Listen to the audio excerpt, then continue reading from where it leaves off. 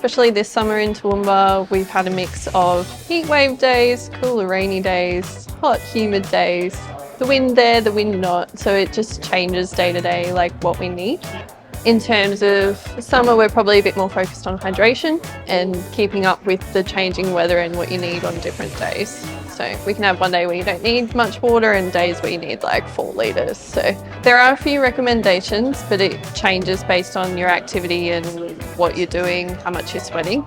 Probably the baseline is for everyone at least about 30 mils per kilo. For example, if someone was 100 kilos, that's 3 litres of water in a day. But that would be inside an air conditioning, not if you're doing activity and sweating and moving around, because that means that you need more fluids.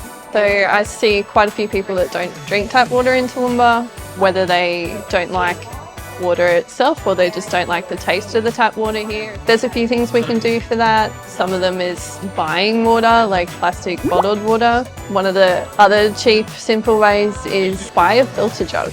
There's a few ways we can flavour water. It can be as simple as adding a bit of lemon or lime or something like that into your water, or it could be like a herbal tea bag, or even a bit of diet cordial or something like that. For most people, unless you're sweating a lot or are losing fluid through like diarrhea or vomiting, you generally don't actually need to take electrolytes. We actually get enough from our food. And you don't necessarily need to add extra because in our food supply there's quite a lot of salt already, even if you're trying to limit packaged foods.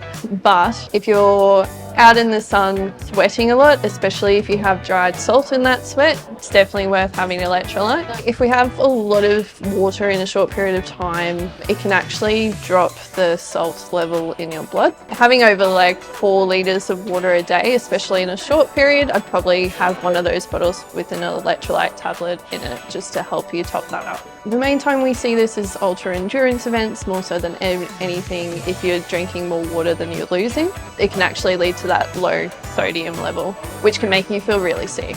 If you're out in the sun and getting hot and dehydrated, it can actually lead to worse heat illnesses. Probably those most at risk are like your elderly and children.